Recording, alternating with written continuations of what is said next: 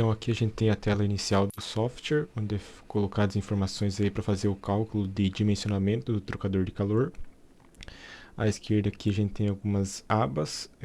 A primeira aba seria essa primeira. A segunda seria a aba de resultados, onde abre uma janela separada aqui com os resultados do cálculo e do dimensionamento, dividido em algumas partes. Os principais resultados térmicos, as principais características construtivas que a gente definiu para o trocador, as propriedades dos fluidos, né, que foram retiradas da biblioteca de propriedades com base nas informações que a gente preenche aqui, e mais alguns resultados aqui do processo de cálculo ali que o usuário pode usar depois para acompanhar mais de perto, né, mais detalhadamente o cálculo se ele quiser. E por fim aqui mais algumas informações de perda de carga. Essa aba aqui de resultados ela fica separada da tela principal, caso o usuário queira ficar olhando os resultados ao mesmo tempo que vai alterando as informações aqui. Ele pode também fechar e abrir de novo se quiser.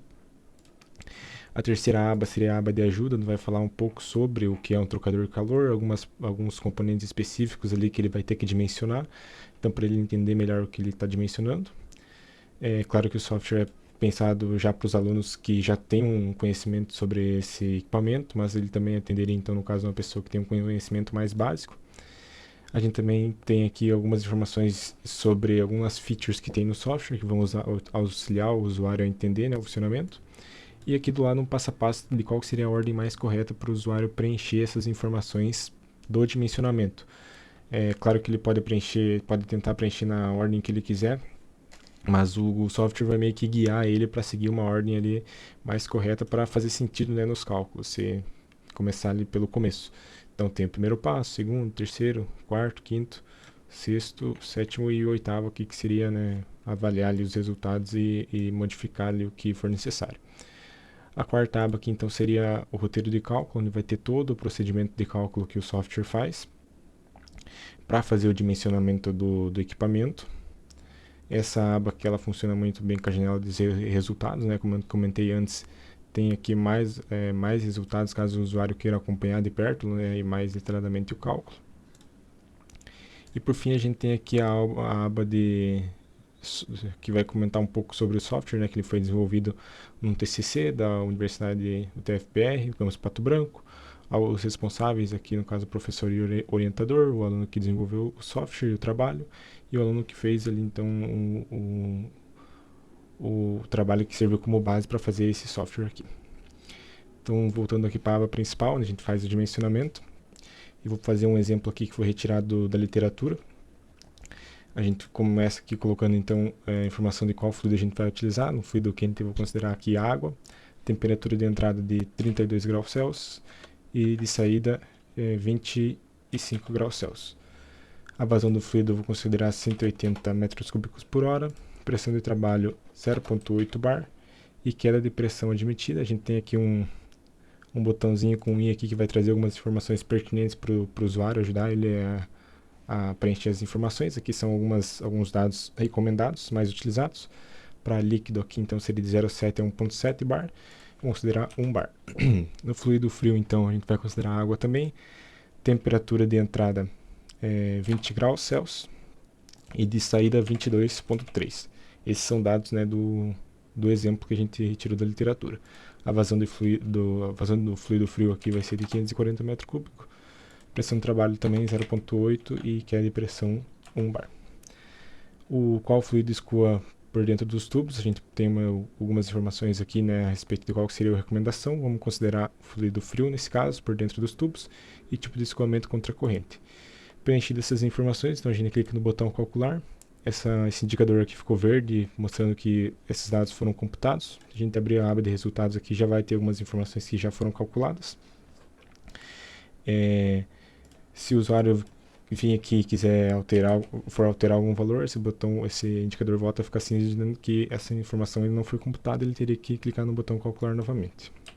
Voltar aqui para o valor inicial, calcular. A gente passa então para a definição de algumas partes construtivas do trocador. Primeiro selecionando então qual seria a classe dele, a gente tem algumas informações de o que seria, né, cada uma dessas classes. Nesse caso aqui vai ser um trocador de classe C. Aqui os componentes do trocador, né, o cabeçote, a gente tem algumas letras aí definidas por norma, né, para o particionamento do equipamento. Então o cabeçote a gente vai seguir com A, dependendo do que você escolhe aqui, ele altera aqui, né, o desenho indicando o cabeçote respectivo. A gente vai seguir com o cabeçote A, casco tipo E e cabeçote posterior tipo S. A gente passa aqui então para o dimensionamento daí do feixe de tubos do trocador. A gente escolhe o tipo de tubo, nesse caso vai ser o tubo BWG, do material cobre. O diâmetro externo desse tubo a gente vai considerar 3/4 de polegada e o BWG, né, espessura 16. Aqui a gente definiu o arranjo tubular. Aqui uma informação do que seria o arranjo e quais as melhores opções, né, dependendo do que você quer. Nós vamos aqui com um arranjo quadrado. Aqui ele já puxa uma imagem de como seria, né, a disposição dos tubos nesse arranjo quadrado. Se a gente mudar aqui, ele muda a imagem. Passo, que seria a distância entre os tubos, ele já dá um valor mínimo é necessário, dependendo do diâmetro que a gente escolhe. Eu vou considerar aqui 1 polegada, 25,4 milímetros. Número de passes, né, quantas vezes o fluido passa ali pelos tubos, vamos considerar 1, e o comprimento dos tubos de 5 metros. A velocidade desejada nos tubos, a velocidade de escoamento, né, aqui ele dá alguns valores recomendados, eu vou considerar 2 metros por segundo. A gente passa aqui então para essa segunda aba aqui para definir o dimensionamento do casco. Ele já nos dá um valor de diâmetro interno mínimo pro casco. E aqui a gente define então qual seria o diâmetro externo. Ele dá um valor de 6 polegadas a 100, que seriam valores comerciais. Vou seguir aqui com 24 polegadas. Ele já ficou verde aqui dizendo que esse valor foi computado. Se eu mudar aqui, ele dá uma carregada e volta a ficar verde. Vou colocar 24, o material vai ser de aço. Ele coloca uma espessura mínima, que é um valor tabelado aí, retirado da literatura. Vamos considerar aqui 3/4 polegadas de espessura e a gente chegou então num diâmetro interno de 571,9, que é maior, né, que o diâmetro interno mínimo. Então tá ok.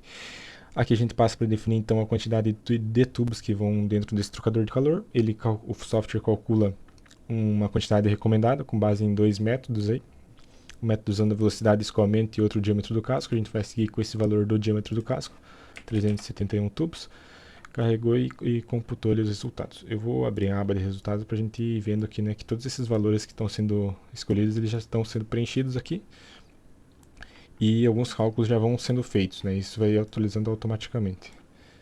A gente passa para a terceira aba aqui, que seriam as chicanas, que são equipamentos. Se a gente vier aqui na aba ajuda, né, ele vai dar uma explicada do que é a chicana, né? São chapas aí que vão dentro do trocador para auxiliar na fixação dos tubos e no escoamento do fluido. O corte da chincana, aqui, se a gente clicar nesse izinho aqui, ele dá uma explicação, né, do que seria. Ele é definido em porcentagem. A gente vai considerar aqui 25%. E distância entre espelho e chincana, também dá uma explicação do que seria isso, que a gente vai considerar 40%. Também é dado como uma porcentagem do diâmetro do casco. Aqui o espaçamento entre chincanas, ele nos dá um valor mínimo e máximo, também tabelado com base na literatura. Vamos considerar 500 milímetros. E dá um calcular que ele já fica verde e calculou. As informações os resultados já foram calculados aqui na aba de resultados. E a espessura das chincanas, vamos seguir o valor recomendado de 4,8. O cálculo do espelho do trocador, né, que seria essa chapa final aqui do trocador, ele tem 2 métodos, o preciso ou o recomendado. A explicação de cada um deles está aqui. A gente vai seguir o recomendado, retirado da literatura, que seria 10% do valor de diâmetro do casco. Então a gente escolhe essa opção. Ele nos dá o valor recomendado de 2,25 polegadas. Eu vou escolher o valor ali comercial, então maior, né, do que 2,25, seria 2,5 polegadas. E por fim a gente passa aqui para o dimensionamento dos bocais, né, que são a entrada e saída dos fluidos, tanto do tubo quanto dos cascos. Do tubo a gente vai definir uma perda de carga em bar aí de 0,2. Ele nos dá um valor mínimo e recomendado. Vamos seguir o valor recomendado para o diâmetro do bocal, de 6 polegadas. Mesma coisa para o casco, vamos considerar 0,2 e 6 polegadas de diâmetro. Com base nas informações que a gente colocou, ele já nos passou a informação que é recomendado para esse caso a utilização de uma placa de impacto. Se a gente clicar aqui, ele nos informa o que seria essa placa de impacto, qual que é a função dela e por que ele é recomendado. Vamos seguir a recomendação e colocar que sim. E por fim a gente clica aqui então em calcular final e ele calcula então os resultados finais aí do nosso trocador, que seria os coeficiente de película, coeficiente global e tudo mais, perda de carga, etc. Se a gente descer aqui, a gente vê que todos os valores já foram calculados. E a gente vê que tem duas linhas aqui que ficaram laranjas E a gente tem ícones aqui na esquerda que nos explicam um pouco sobre o que seriam esses resultados. Como o objetivo do software é ser didático, então essa cor alaranjada significa que esse resultado ele ficou um pouco fora do que seria o recomendado ou o ideal.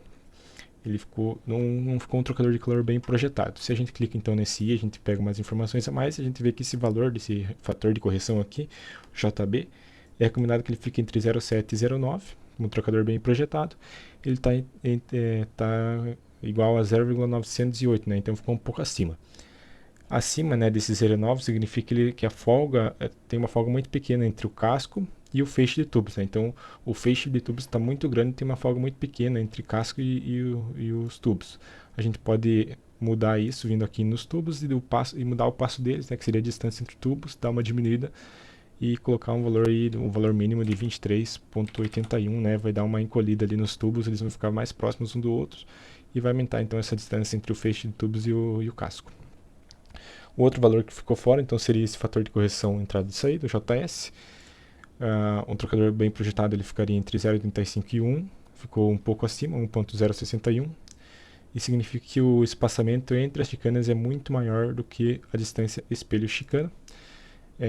Essas informações estão aqui, né? A gente pode ler aqui e entender o que seria, né, o espaçamento de chicanas e a distância entre espelho e chicana. Como está aqui na formação, né, o espaçamento entre chicanas é muito maior que a distância espelho e chicana, então a gente pode diminuir esse espaçamento entre chicanas para 280 e a distância entre espelho e chicana aumentar para 50% do valor do diâmetro do casco. A gente clica em calcular, ele já calculou. E daí a gente precisa calcular então aqui novamente o final, né, para pegar todas as informações. Ele já mudou aqui os valores, né, ele recalculou os valores, ele ficou dentro do recomendado, já saiu a cor alaranjada, né, indicando que tinha alguma coisa errada, e agora ele está dentro do recomendado.